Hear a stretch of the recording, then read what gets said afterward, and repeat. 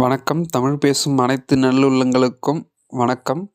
இப்ப நீங்க பார்க்குறது வந்து ஒரு மிளகு செடி. இத நீங்க பார்த்தீங்கன்னா, மிளகு செடி மாரியே இருக்காது. இது வந்து வெத்தலன்னு தான் நெறைய பேர் சொல்லுவாங்க.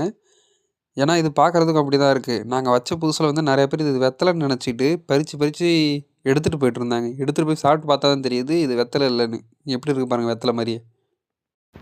பக்கத்துல இன்னொரு மரம் இருக்கு பாருங்க. அத கூட காட்டுறேன் பாருங்க. பார்க்குறதுக்கு வெத்தல மாரி தான் இருக்கும். ஆனா, அது வந்து கண்டிப்பா இது வந்து வெத்தல கிடையாது. இது வந்து மிளகு. எப்படி வந்து கொடி வந்து மேல ஏறி இருக்கு பாருங்க மரத்துல.